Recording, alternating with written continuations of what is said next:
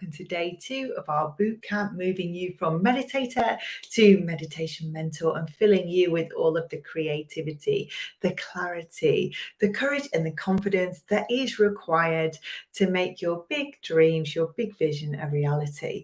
So hopefully after yesterday's task, you've now got a crystal clear vision of just what that big dream and vision actually is for you personally. But I know that for a lot of you, there's still going to be part of you that doesn't quite believe that that is possible for you. And if you're really honest, there's probably part of you that feels it's quite scary to get out there and take the action that you need to take in order to make that big vision a reality. Or maybe you've had that kind of vision for a while, but it's just taking ages.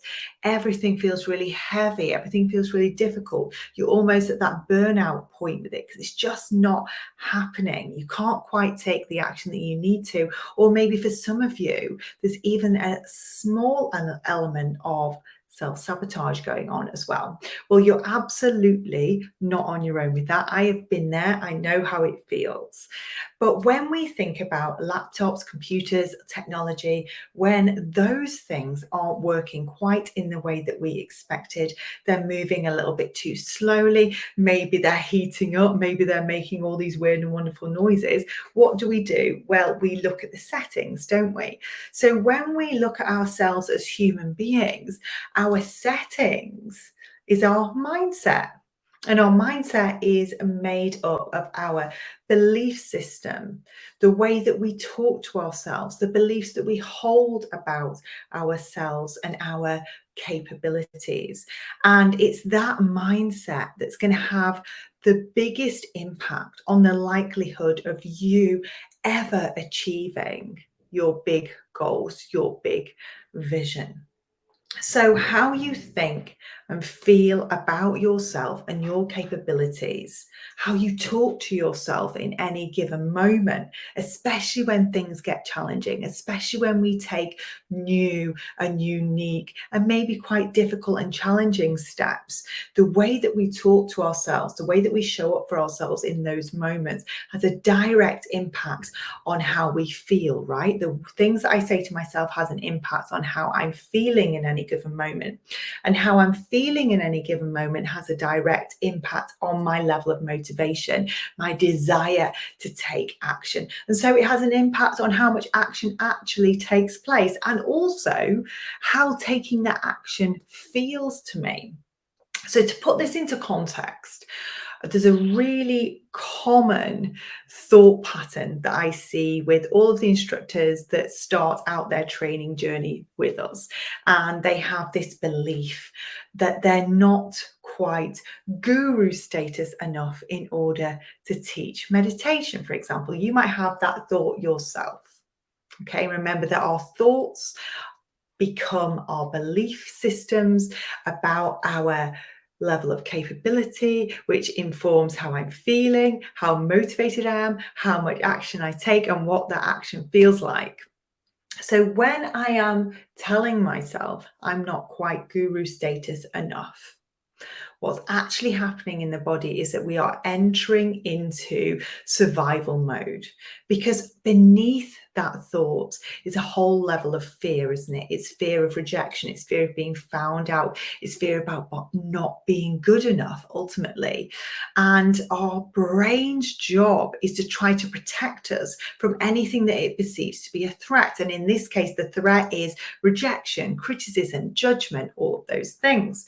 So when that happens and we drop into survival mode, part of that survival mode involves our brain changing our thought patterns in order to keep us safe. So in this case, to stop us getting the criticism, the judgment, the, I don't know, the barrage of abuse that you might get. I mean, this sounds extreme, but this is the kind of thing that I used to think, that I'd put myself out there and people would start shouting at me and telling me you're not good enough and all that kind of stuff. As soon as we drop into that mode, our thought patterns change to support us not doing the scary thing, not doing the thing that puts me out there, puts me at risk of judgment, criticism, abuse, for example. So our thought patterns become supportive of us not taking the action. So it will be thinking around all of the worst case scenarios that will all be popping into my head. This could happen, that could happen. And we become really risk adverse. And this is all normal, this is all natural, but it all started with a thought. Everything that is starts with a thought. And because I'm now really risk adverse, I'm obviously not going to be particularly keen on taking any action. So my motivation level is going to be really low and nothing's going to get done. And it all started with that one thought. And next thing you know, I am putting off, putting myself out there, putting myself in front of people and sharing these gorgeous and really quite transformational skills with the world. So what we need to do is we need to start to shift, reframe, and challenge those kind of limiting beliefs. Every time you notice yourself having a thought around your capabilities, around your ability to be able to be out there and share spiritual practice with the world, we want you to challenge it. We want you to replace it with a more empowering thought. Because after all, if we keep doing that, if every time that thought crops up, we're able to catch it and replace it with a more empowering thought, it's going to have a direct impact on how I'm feeling, on my motivation, how much action I take or don't take, and how the action feels to me. Because all a belief is a thought that we've had over and over and over again. So over time, our thoughts become our beliefs. So if I can think a new thought, I can create a new belief, right? And that's going to help me feel really motivated, really able to take action. And that action is going to feel joyful, graceful, and with like ease and flow, which is how I want it to feel for you. So, what would be a more empowering statement rather than saying, I'm not guru status enough? You could, in words that suit you, in language that suits you, replace that belief for something along the lines of, it is safe for me to contribute to the conversation. It is safe for me to contribute to the conversation, because after all, you don't need to be a guru to share this practice. You don't need to be Deepak. You don't need to be Oprah in order to go out there and make a difference in the world. It is safe for you to contribute to the conversation. It is safe for you to have this base level of skills and knowledge. Once you've completed your instructor training, once you've completed your meditation teacher training, whether that be with us or somebody else, it is safe for you to start that journey. So long as you back up your learning with mentorship, with guidance from somebody that has been teaching meditation for longer than you, and you commit to professional development. So that means going to extra trainings, going to workshops, learning and growing. It is absolutely perfectly safe for you to still be on your learning journey, but to get out there and start sharing. There is absolutely no need for you to try and become the next Oprah. Well, not straight away anyway. The other thing I really want you to be aware of is how your emotional state is impacting how you're feeling as well. And we know that when we're feeling low, when we're feeling fearful, that big chain of events happens in our brains. As I've already said, we start to go down those rabbit holes of worst case scenarios. That's normal and natural. It's part of our body's way of protecting us. But I know that if we can shift how we feel in any given moment, we're then able to then, as a direct result, shift our thought patterns, right? It makes total sense. So I want you to think about and jot down in your workbook all of the things that shift you into a more positive emotional state. So it might be music, it might be dance, it might be exercise, whatever it is for you, get it down. And the last thing I want you to do is really to connect into your big why. That big why around why you're doing this training right now, why you're completing your meditation teacher training course, for example, or your yoga teacher training course, whatever it is. What is the reason why you're doing it? Because we need to keep connecting into that each and every day. And that big why needs to be clearer in my head and louder in my head than that voice that's associated with all of the fear and the negative thoughts. I need to be really connected to that, even if I have to keep going back to that big why each and every morning before I take action. That's what I had to do for a really long time, was really lean into that voice that was within me that was telling me, you are meant to be doing this. There's something about this that feels right. There's something about you and how it feels when you share this stuff with friends and family that tells me that it needs to go bigger. It needs to be shared wider. There was that little voice inside of me that was telling me, you can do this. This is what you're meant to be doing. And I know for sure, if you've signed up for this challenge, there is part of you that's heard that voice as well. You've heard your own soul telling you this is what's right for you. You are meant to be sharing spiritual practice with the world. You're meant to be up on stage, for example. You're meant to hold big classes at festivals and see everybody, a big sea of people out in front of you. You would not be here in this challenge if there wasn't part of you that knew that was true. So I want you to really think about, why are you here?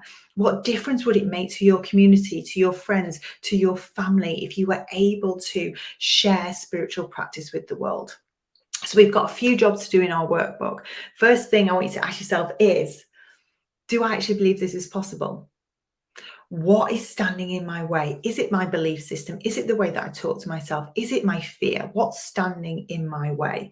The next thing I want you to think about is, how can I shift my emotional state to make myself feel better so that my motivation level goes up and so that my action level goes up as well? And the other thing that's really important that I want you to do is write down all of the statements, all of the beliefs, all of the thought processes, all of the things that you say to yourself when you think about you becoming a meditation mentor and sitting down and teaching those classes. What are the thoughts that come through for you?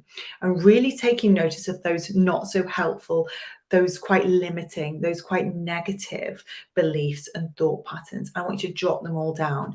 And then I want you to look at those and shift them to something which is way more positive and way more empowering. So I'm going to give you a little bit of help of that now, and I'll give you some more help tonight as well. So a really common belief or thought pattern for most people starting out on this journey of becoming a meditation mentor is that spiritual people don't do something that I do. So insert there what works for you. So it could be that spiritual people don't desire money, for example. Spiritual people don't eat meat. Spiritual people don't go to Ibiza. All these crazy thoughts I have actually had myself. So I know that some of you out there will be having those same thoughts. And I want you to replace that with, it is safe for me to be spiritual and eat meat, for example, and desire money, for example, because ultimately we're all spiritual beings.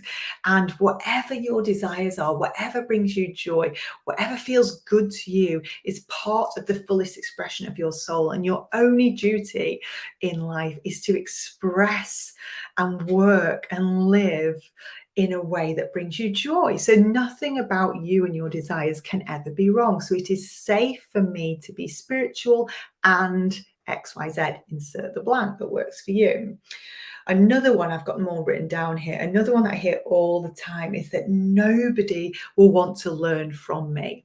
When in fact, we can shift that to say, everybody is already learning from me, because just you showing up in the world has a direct impact on each and every person that you come into contact with. For example, you could be in the queue in Starbucks and something about the way that you show up, something about your energy, something about the language that you use, that's going to have an impact on the person stood in front of you. And then they're going to go off and they're going to show up slightly differently because they've been in contact with your energy. You know, everything is around divine timing. Everybody has a purpose and a place and comes to this earth to fulfill that purpose, that mission. Everybody is placed in divine timing at the right place at the right time to impact and have a ripple effect on those people around you. And obviously that can be positive or negative, but what I want you to understand in this moment is that everybody is already learning, changing, transforming. Everybody's already impacted by me. So therefore, everybody is already open to learning from you anyway. Another one that people say to me a lot is that I am not ready to teach meditation because I don't have all the answers yet. But what I want you to replace that thought with it is safe for me to be both a work in progress and a masterpiece at the same time. Or you might like to replace that with my mentor and my community and my commitment to ongoing learning will ensure that I am able to answer any question that is given to me. And if I don't know the answer, I'm going to go out and find the answer. It is safe for you to be exactly where you are. And what I really want you to understand is that meditation is for everybody, but you are not everybody's teacher.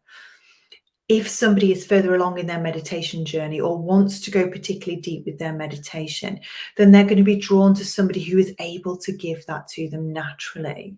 This is about you being open and honest about where you're at in your journey, but it's absolutely okay for you to start.